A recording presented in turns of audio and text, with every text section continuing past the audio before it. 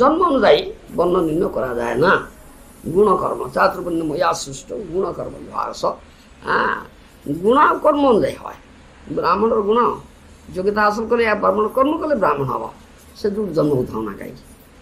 ব্রাহ্মণের গুণকর্ম কর্ম জাত ଜାତ ହେଇଛି ବ୍ରାହ୍ମଣ କୋଳି ବୋଲି ଦାବି କଲେ ବ୍ରାହ୍ମଣ ହୁଅନ୍ତି। ଆଜିକାଲି କଳିକାଳରେ ଏଇଗୁଡ଼ା ଚାଲୁଛି ଜନ୍ମ ଅନୁସାରେ। ସେଥିପାଇଁ ଦୈବ ବର୍ଣ୍ଣାଶ୍ରମ ଧର୍ମ ଆଶୁ ବର୍ଣ୍ଣାଶ୍ରମ ଧର୍ମ କଥା ଆମର ଅଛି।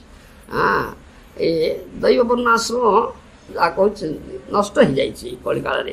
ଆଶୁ ବର୍ଣ୍ଣାଶ୍ରମ ଏଇଟା ହେଉଛି ସାଇଣ୍ଟିଫିକ୍ ଡିଭିଜନ୍ ସୋସାଇଟିର ଚାତୁର୍ବର୍ଣ୍ଣ୍ୟମୟ ଆସୃଷ୍ଟ ଗୁଣକର୍ମ ବିଭାଗ। ଭଗବାନଙ୍କର ଆଦେଶ ରହୁଛି, ଭଗବାନ କହିଛନ୍ତି। ସେଥିପାଇଁ ଏ ବର୍ଣ୍ଣାଶ୍ରମ ଧର୍ମ ମାନିଲେ ଦୈବ ବର୍ଣ୍ଣାଶ୍ରମ ଧର୍ମ হয়, ତା ଜନ୍ମ ଅନୁସାରେ ନୁହେଁ, ଗୁଣକର୍ମ ଅନୁସାରେ। এই কথাটা ପ୍ରଭୁପାଦ ତାଙ୍କ ଭାଷାରେ କହିଛନ୍ତି। ବ୍ରାହ୍ମଣ ପୁତ୍ର ଯଦି ବ୍ରାହ୍ମଣ ହେଇକରି ଅନ୍ୟ ପ୍ରକାର ହେଲା, ସେ କ୍ଷତ୍ରିୟ ହୋଇପାରେ, ବୈଶ୍ୟ ହୋଇପାରେ, ଶୂଦ୍ର ହୋଇପାରେ। ଯେମିତି ଗୁଣ କରିଛି ଆଉ କାର୍ଯ୍ୟ କର୍ମ କରି ତଦୁନ ଯାଇଛି ହବ, ଏହା ବ୍ରାହ୍ମଣ ହେଇପାରିବ ନା। ଏଇଟା କଥାଟା କୁହାଯାଉଛି। ସେଥିପାଇଁ ବର୍ଣ୍ଣାଶ୍ରମ ଧର୍ମର ଉଦ୍ଦେଶ୍ୟ, ଦୈବ ବର୍ଣ୍ଣାଶ୍ରମ ଧର୍ମ ଉଦ୍ଦେଶ୍ୟ ହେଉଛି ସଂସିଦ୍ଧିର ହରିତୋଷଣ, ହରିଙ୍କର ସନ୍ତୁଷ୍ଟ ବିଧାନ କରିବା। ନିଜର ଇନ୍ଦ୍ର ତୋଷଣ କରିବ ନାହିଁ। ନିଜର ଗୁଣକର୍ମ ଅନୁଯାୟୀ ଯେଉଁ କର୍ମ କରିବ, ସେ କର୍ମର ଫଳ ହରି ଭଗବାନ ହରିଙ୍କ ସନ୍ତୋଷ ବିଧାନ ନିଯୁକ୍ତ ହେବା ଉଚିତ। ତାର ଫଳ ତାଙ୍କ ନିଜର ଇନ୍ଦ୍ର ପ୍ରୀତି ବିଧାନ, ସ୍ୱର ପ୍ରୀତି ବିଧାନ, ଆନନ୍ଦ ବିଧାନ ପାଇଁ ନିଯୁକ୍ତ କଲେ ତାହା ହେଇଗଲା ଆଶୁ ବର୍ଣ୍ଣାଶ୍ରମ ଧର୍ମ। ଏ ବର୍ଣ୍ଣାଶ୍ରମ ଧର୍ମ ତ ନିଶ୍ଚୟ ରହିବ, କାରଣ ଯେଉଁ ଗୁଣର ପ୍ରଭାବ ଅଛି ସେଇ ଅନୁଯାୟୀ ତ କାମଟା କରିବ। ପ୍ରକୃତି କ୍ରିୟମାଣାନି ଗୁଣୈ କର୍ମାଣି ସର୍ବସ ଅହଙ୍କାର ବିମୂଢ଼ାତ୍ମା କର୍ତ୍ତା ହୁଇତି ମନ୍ୟତେ। ଏ ଗୀତାରେ ସବୁ କଥା ଭଗବାନ କୃଷ୍ଣ ଆଲୋଚନା କରିଛନ୍ତି। ପ୍ରକୃତିଟା କାମ କରିବ। ପ୍ରକୃତି କ୍ରିୟମାଣାନି ଗୁଣୈ କର୍ମାଣି ସର୍ବସ ଅହଙ୍କାର ବିମୂଢ଼ାତ୍ମା କର୍ତ୍ତା ହୁଇତି ମନ୍ୟତେ। ଯେ ଅହଙ୍କାର ବିମୂଢ଼ାତ୍ମା, ତାର ଅହଙ୍କାରଟା ବଡ଼ ଜୋର, ସେ କହେ ମୁଁ କରୁଛି। ଅହଙ୍କାର কর্তা হইতে মনে। জীব বলে আমি করি সত্য নয়। জীব কি করতে পারে তুমি না করিলে, আশা মাত্র জীব করি তুমি ইচ্ছা বলে। মহাজন সাধু বৈষ্ণব আচার্য ভক্তিবিনোদ ঠাকুরଙ୍କର কথা ଇଏ। জীব বলে আমি করি সত্য নয়, জীব যে কয় ମୁଁ করছি সে সত্য কথা নয়। জীব কি করিতে পারে তুমি না করিলে, আশা মাত্র জীব করে তবু ইচ্ছা ফলে। ভগবান আপন কলে জীব কোন করিব, জীবকে আশা পোষণ করিব, কিন্তু আপনার যা ইচ্ছা তাই পূরণ হব। সেটা ইংরেজি কুহযাଏ ম্যান সপোজেস গড ডিসপোজেস। কৃষ্ণ ভগবান যদি স্যাংশন ন করিবে, তাহলে কাহারি কৌশি আশা পূরণ হয়ে পারিব না, কামনা পূরণ হয়ে পারিব না। সে হচ্ছে অল্টিমেট স্যাংশনিং অথরিটি হনুমন্তা বলি কুহযাଏ। হনুমন্তা উপদ্রষ্টা ভর্তা ভোক্তা মহেশ্বর, ଏସବୁ ଗୀତାରେ ଭଗବାନ କୃଷ୍ଣ କଥା। ସେ ହେଉଛନ୍ତି ଅନୁମତି ପ୍ରଦାନ କରେ, ଅନ୍ତିମ ଅନୁମତି ପ୍ରଦାନ କରେ।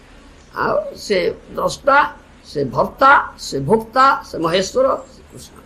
ତାଙ୍କର ଅନୁମତି ନହେଲେ ହେବ ନା, ତାଙ୍କର ସ୍ୟାଙ୍ଗସନ୍ ନହେଲେ ହେବ ନା। ସେଥିପାଇଁ ଇଂରେଜି କୁହାଯାଏ ମ୍ୟାନ୍ ସପୋଜେସ୍ ଗଡ୍ ଡିସ୍ପୋଜେସ୍। ଆଶା ମାତ୍ର ଜୀବ କରି ତବ ଇଚ୍ଛା ଫଳେ। ପ୍ରକୃତି ମନାନି ଗୁଣିକର୍ମାଣି ସର୍ବସ।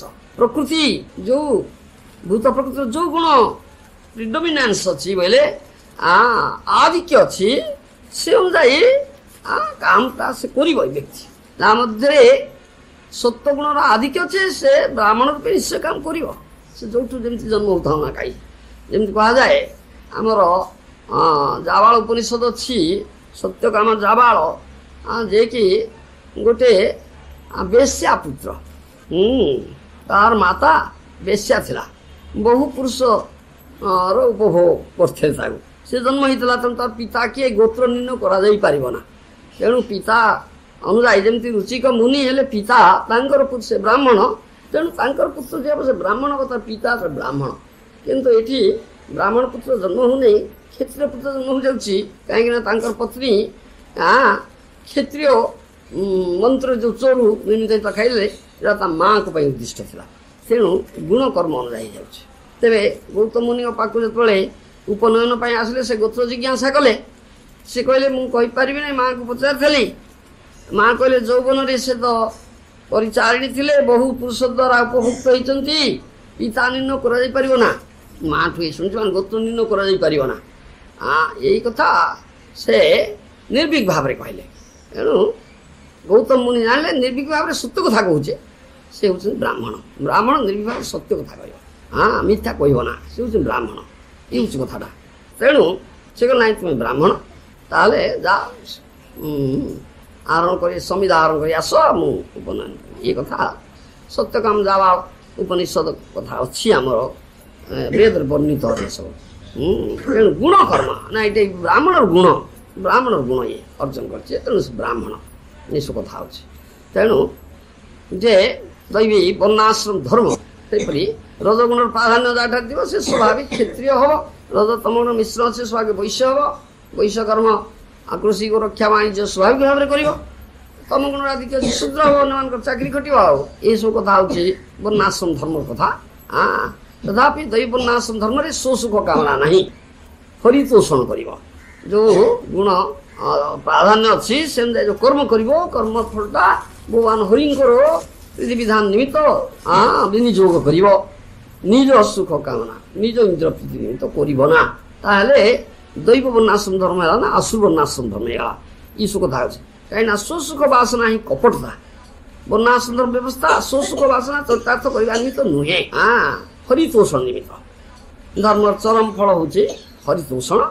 ଭଗବାନ ହିଁ ବର୍ଣ୍ଣାଶ୍ରମ ଧର୍ମର ସୃଷ୍ଟି କରିଛନ୍ତି। ସେଥିପାଇଁ ଚାତୁର୍ବର୍ଣ୍ଣ ମାୟା ସୃଷ୍ଟ ଗୁଣକର୍ମ ବିଭାଗ ବୋଲି ଗୀତାରେ କୁହାଯାଇଛି।